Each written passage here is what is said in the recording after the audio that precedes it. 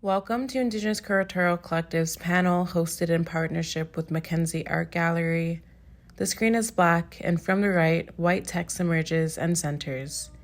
The text introduces the title of the panel, which is Community in the Self, a panel on accountability in the arts. Underneath, it says, moderated by Jessica Kotierk. This text then disappears to the left. Hello, welcome to our panel called Community and the Self, a panel on accountability in the arts. I'm Jessica Kotierk. I work at the Nunatta Sunakkutaangit Museum in Iqaluit, Nunavut. I'm the manager curator. As a visual description, I'm a pale Inuk lady with dark hair who wears glasses, and I happen to have big green yellow earrings on today. I'm wearing a green top, and my background is of my messy office with lots of files. I also have beautiful artwork made by Inuit on either side. I just want to start with that visual description for anybody. I'd like to thank so much for these two lovely people for agreeing to be part of the panel. So I want to just kind of put out there that when I was asked to be the moderator, I thought these two people are the people I want to talk to. I've worked with them in a different project separately, so I think it's kind of fun to meet all together, and I look forward to hearing what they have to say about accountability, which is not something we've talked about individually, but I think that's kind of like fun and fresh for us too. Okay, so first I'd like to ask Danielle to introduce herself. Hi, Skanoke. Hi, everyone. My name is Danielle Printup. I usually go by Danny. It always defaults to Danielle on Zoom. You can call me, Danielle or Danny. And as for visual description, I am a Indigenous woman, light skinned. I have a bit of a summer glow. I have dark brown hair. My hair is in a bun. I'm wearing beaded earrings. And I have a black polka dot shirt on, and my background is an IKEA white couch, a painting by my partner, that a rather large painting. He works in abstraction, and some books, and a beautiful plant that is doing very well. And yeah, that is me. I use she, her pronouns. I am Onondaga and Algonquin from Kitigan Zibi Anishnabeg, and my mom is from Six Nations, AKA down the bush. So I'm from both communities. INAC only allows me to be registered in one. And yeah, I am an independent curator, and I guess like full-time arts administrator. And I am newly in the position as the Indigenous Cultural Engagement Coordinator at the Carleton University Art Gallery.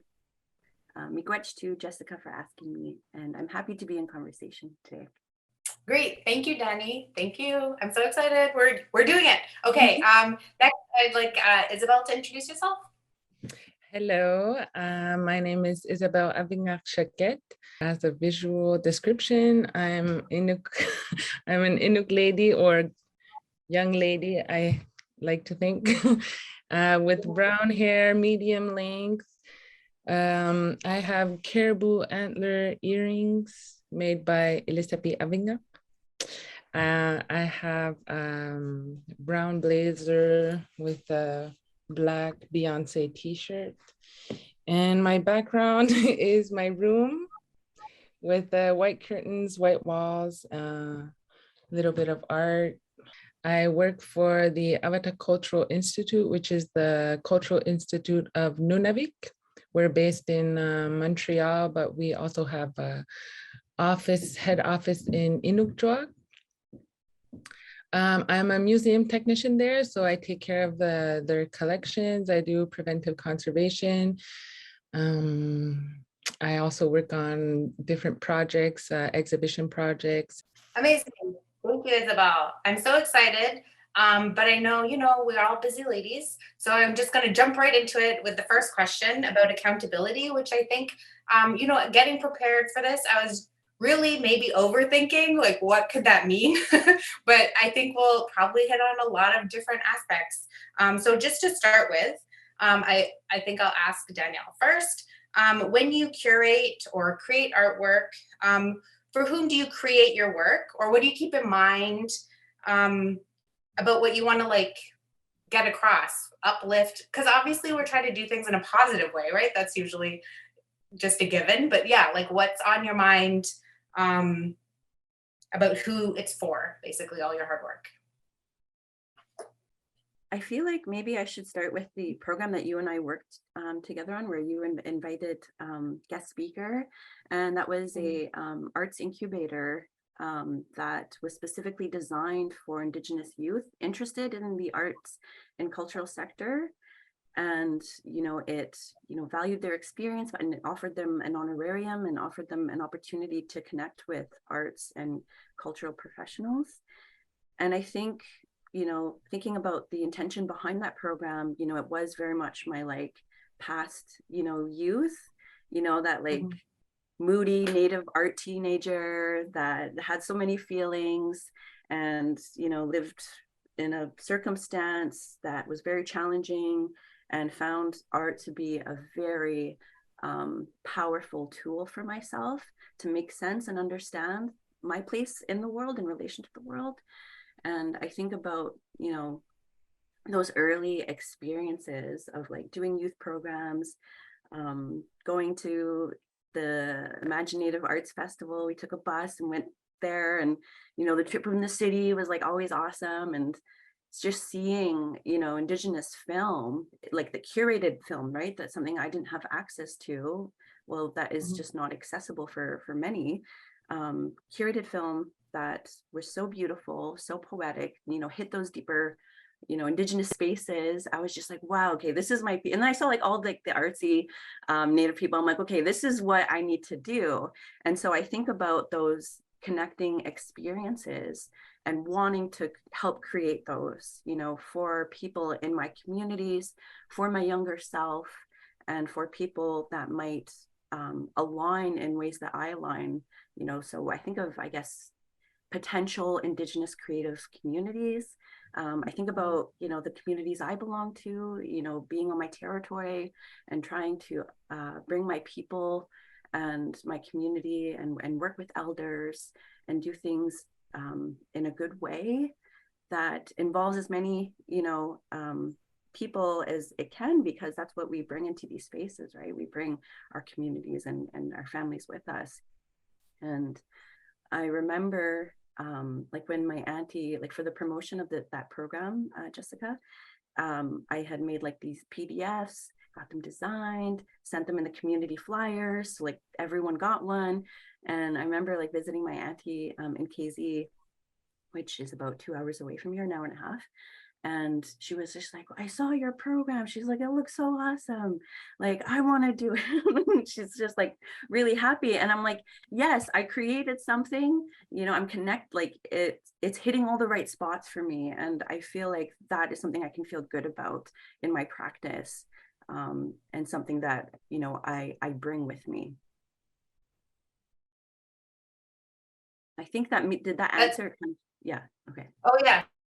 Yeah, for me, that is so exciting. And I can totally like relate to that, right? Like that there's like a personal experience that sort of triggers an awareness of like, oh, I can like bring that forward to others just the way I've had such a positive time. So I can totally, I think that's maybe common for people who are like passionate about what they're working in. So that's awesome.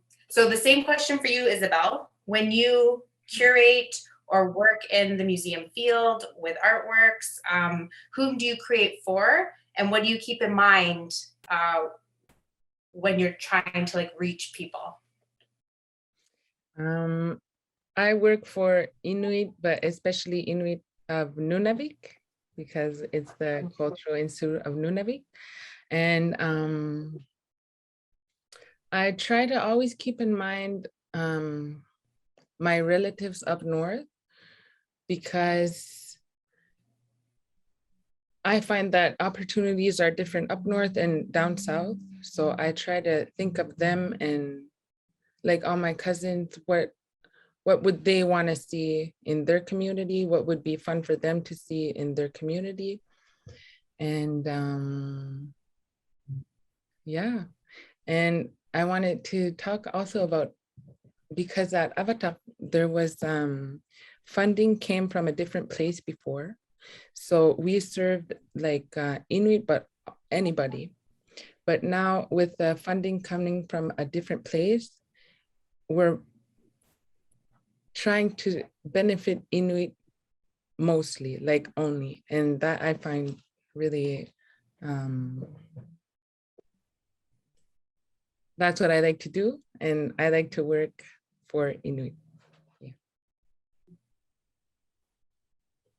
Yeah, when I was thinking about how you might answer, I was like, wow, you're in such a interesting position with the organization being in Montreal, but like the audience, some are in Montreal, but a lot of people are not in that community. So you have this like added aspect that makes it interesting because you have to be creative to sort of figure out what it is you can do, right, with that like added distance. And I mean, there's not really like one answer, right? But it's like fun to think of the different ways that the actions can kind of show what's possible. And like you try one thing and you learn from it. And then the next thing you do kind of has that education, right? To improve what you're doing like again and again, which I think like on one hand, for where I work, I'm like, oh, I've only been here for 3 years. And then other times I'm like, but I've learned so much about how to maybe reach who I want to reach in like a stronger way. So just on to the next question, because I think like over the questions, I feel like they'll all overlap, right? Like all the things will connect a bit about like accountability in general. So specifically to talk about accountability, Danielle, can you maybe think about, do you feel that accountability, like before this conversation, has been like on your mind when you're doing your curatorial work, maybe accountability or responsibility, and like how, in what ways would it be present in your curating work? Yes, it has been, especially, as I like went through emerging curation, practices and, worked with these good intentions, but then had to, learn what it means to do the work, and thankfully, I had people around me, that held me accountable and had, very good conversations with me, about things like translation and, and involving more artists from the territory. I remember for a show, a touring exhibition I did in Ohsweken, I remember talking to the elder circle in my community about the show and showing them the works, and I think one had asked if, there were any if there were any artists from like our territory. And I felt that no, I was like, and of course I had an answer, it's with an Ontario Arts Council grant, they prefer, but that's for me to think about, right? And it's like, okay, this was asked, what am I going to do? And with translation, there was an opportunity to have the essay translated to the Algonquin dialect of Anishnaabe, and the concepts and wording that we use to express these ideas, there's oftentimes not words for them yet in our dialect, and so that has to be done through work and process and time, and isn't an afterthought, right? And that's something I also had to learn. And so definitely I, work with good intentions and I'm careful, but it's a learning process and I am open and flexible to that process. The difficult part is, with funding bodies and how they work, it's like trying to do Native work in a very non-Native way, having the budget and everything forecast. And I feel like these people in these positions, the granting bodies, I'm like, were they ever like a youth in a Native program where like you get your like little, budget and you get like $10 to spend on this and then an item for like miscellaneous, that miscellaneous item was so important, because things would just come up. And we know that, and that's why we have our own processes that are outside. So it's difficult, you know, being this person that is working in different spaces with different worldviews, but then trying to also hold myself accountable, you know, to my people, to my community, to my family, to my aunties. You know, I remember, you know, that panel. So I was moderating a panel for that show, Jessica, and I think it was my first time moderating. And I remember my aunties, there's two of them, they came to support me, and they were sitting right in the front. And I just remember their faces, and I'm like saying these things. I'm like, oh, geez, like it's so great that you know, that they came, and like my niece was like running around and everything. And but it was just like such a different navigation that I experienced, you know, going through that process of trying to be every part of me at once, right? Trying to be my whole self, you know, where I can be like a little bit resi, you know, and I can be like more finely tuned and talk about art. And it's difficult, but I try to. And I think being open to learning processes and seeing them as a good thing, right? It's a good thing because it helps me do the work better, you know? And I think that ultimately is like the kind of mode that I work with, and to, you know, keep it in mind for next time, right? And yeah, I think especially, you know, just accessing art from like a Indigenous, you know, experience is difficult. And I think about, you know, holding my work accountable, you know, holding the Carleton, you know, Art Gallery art accountable. And so I bring that into my position as well, and saying, luckily I have a boss that is very open, you know, and very supportive of what I want to do. And, you know, this summer I like went to the Ottawa Native Center and like brought lunch, like from a really nice place too. It's like an awesome place in Ottawa. So I brought lunch, and I was like, well, yeah, so let's do some things. And she works in the wellness program. So now we dreamed up like this program that is going to happen at Ottawa. So it's not always inviting people, expecting people to come to the gallery, but it's also like, hey, we have a budget, we have resources. Let's like, is there anything you want to work on and help amplify their own programs? So I try to as much keep myself accountable and as I do like the institution, and then the gallery that I work for.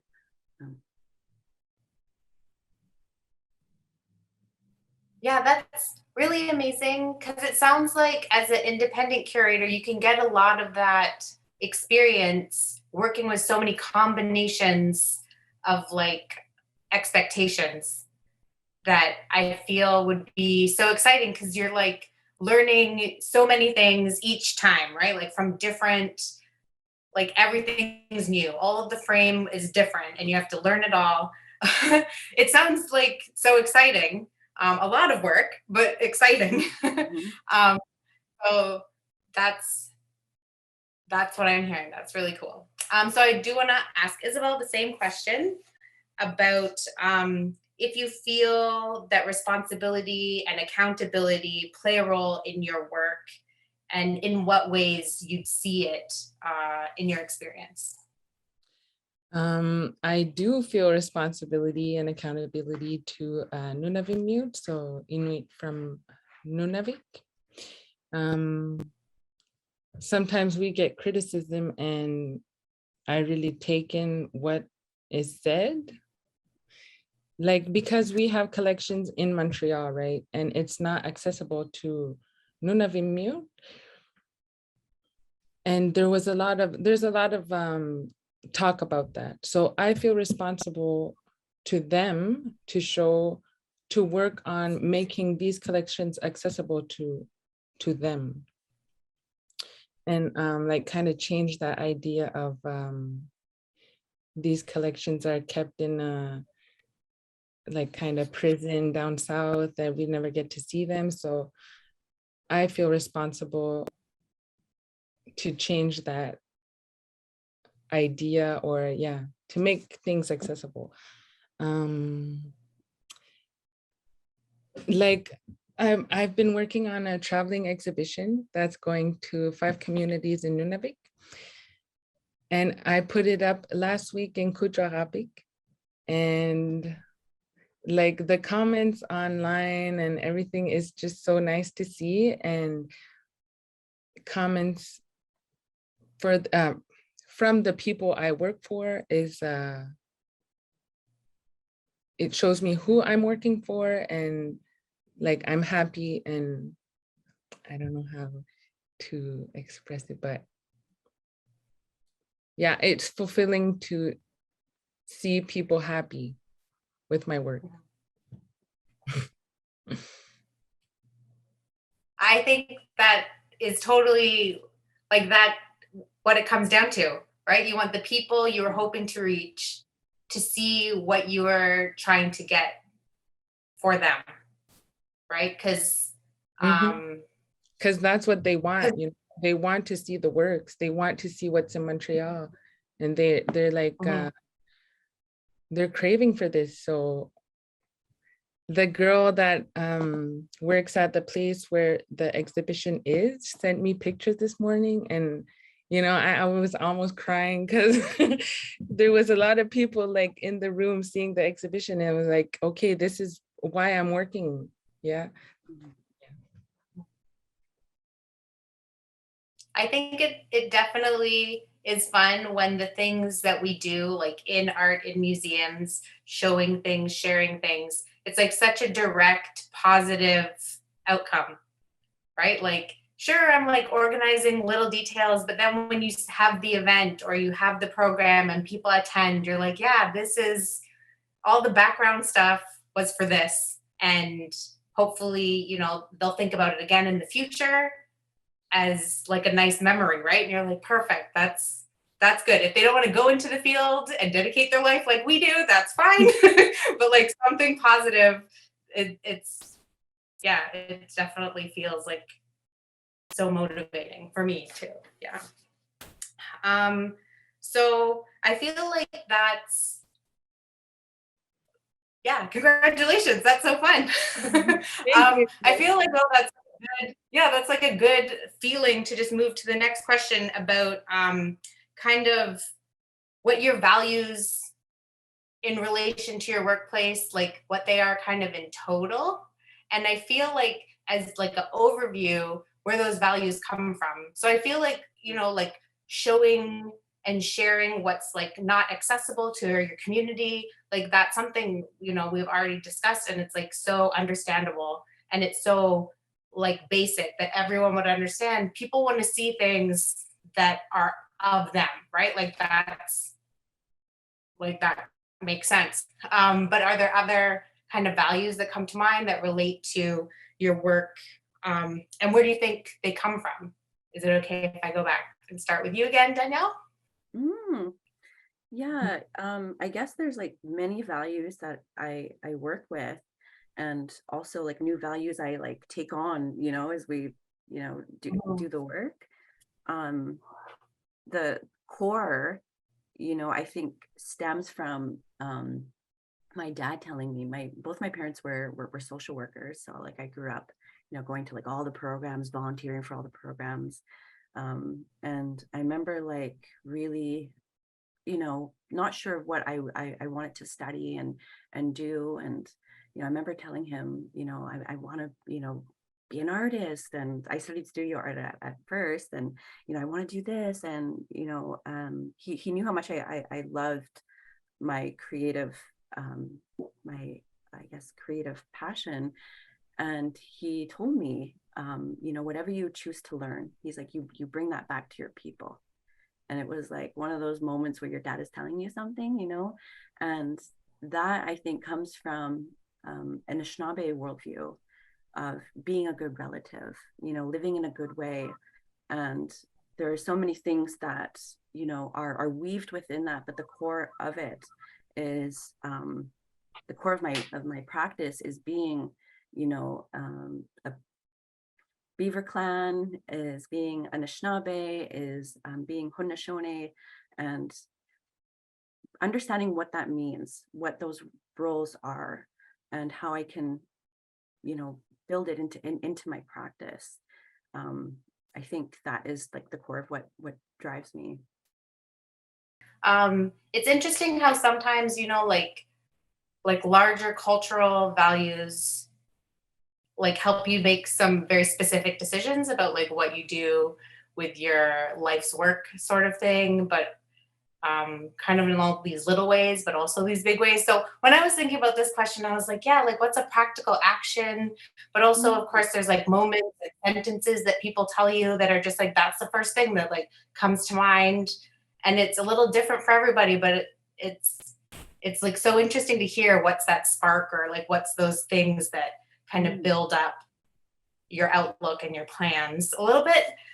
So Isabelle, to ask you, like in overview, are there values that you hold in your professional goals and like where do they come from? Of course, integrity is like a value I think everybody like wants to work with integrity, but I think we've all like been in situations where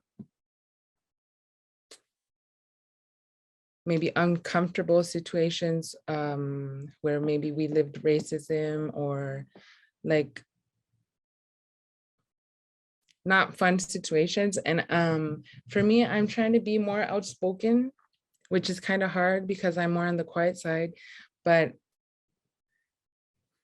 somehow like being honest of like, yeah, outspoken and honest about racism or yeah, outspoken, I would think, because many times like I would be in a situation and only think afterwards like, oh, I should have said this, I should have said that, and like I'm haunted by these thoughts for days. So I'm thinking like, okay, no, I have to speak the truth and speak it like right now on the moment. And for that, you need like knowledge. So I'm trying to, yeah, know a lot of stuff and be outspoken about my work. I love that. I'm trying to do that too. I'm getting better. It's hard. It's not easy, but yeah. I guess with practice, maybe we can get better. But in the moment where you experience it, you know, it's hitting a tone and you know what's happening, it's really hard to find the language to advocate for yourself and for what's happening. I guess it does come with that like emotional muscle building, but that's why it helps to have other people like us, you know, in the room, and the tables, you know, in the spaces that we are and isolated sometimes. Because we feel our, you know, I feel my connection to my communities, my relatives in there with me, not present, but it's just like, how do you know, for my own self, I, you know, watch speakers like Wanda Nana Bush, Kim Tallbear, and just like, you know, those badass ladies, you know, that are really dominating and really standing in their own power. And it's like, wow, that future me, you know, that's what I want to be like, you know, to be able to assume that space for myself. Yeah.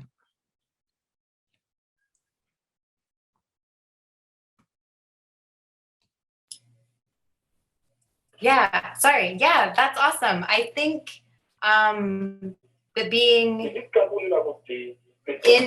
in a position where we are, where it's like those interplays of so many different cultural aspects, like funding and expectations and audiences, and just the history of how things were done in the past and how we want them to be done now and into the future. It's so difficult. And we're in these spots where we have to kind of move it along, but also make it work. Like I have to be more outspoken, even though it's not my natural instinct. So I think that's kind of like great. So the last question I want to ask is just, I think about this future that you see, a future you maybe having more experience, but also like what the whole surrounding workplace would be like. So yeah, can I start with you again, Danny, about what you'd hope and what you think you're building towards right now? Yes. So I think in a way this like in my head stems from like your other question of like, what do those values like look like, right? Like, what is that work gonna be, you know? And I think for me, a big propeller right now is mitigating, you know, barriers, systemic barriers that are real, we experience. And, you know, growing up low income, I think that has helped me have a lived experience of equity, you know, and I try to include as much as I want to, you know, in the programs that I develop. You know, so a big part of that is, you know, paying for transportation. You know, let's get a bus, let's do this, let's bring food, let's pay great honorariums, you know, let's give gifts, let's take people, let's treat people, let's, you know, offer youth, you know, something like a fee that would just honor them. And I remember being, you know, a youth, and if there was like a program that was just like, you'll get $25 if you go, I remember just feeling like more professional, like just at the thing, because, you know, I'm being valued.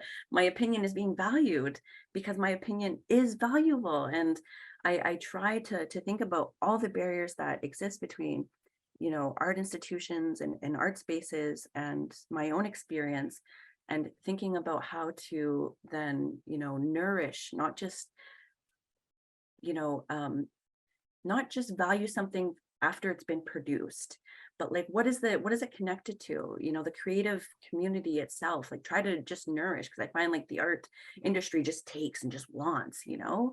And so I think about what I can do, what resources I can do to help nourish the communities that are existing. And that's a way of that we, you know, think to future generations.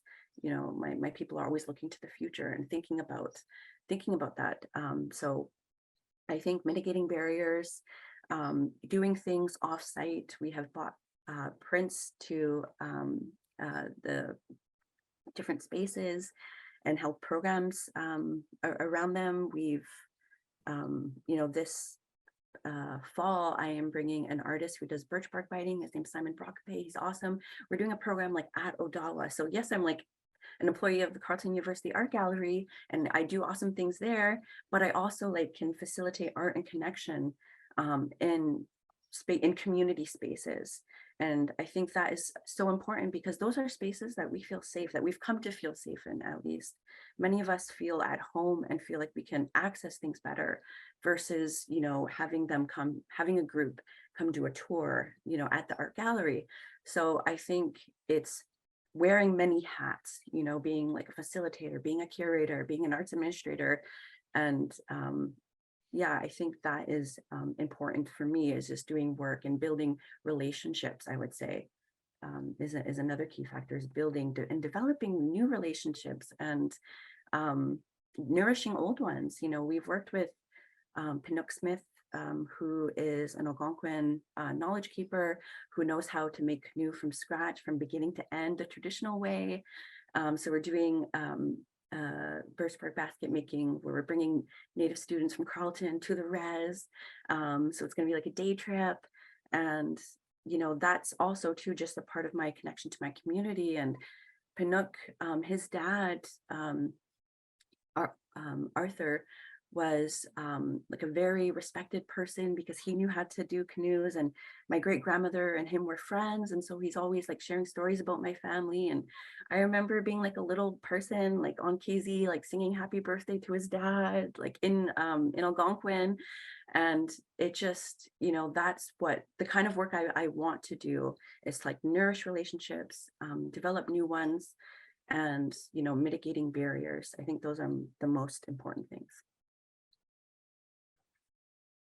That I can bounce off of that. Like for me, it would be to have spaces where, like, nourishing communities, relationships, and everything, to be up north, to be in Nunavik, because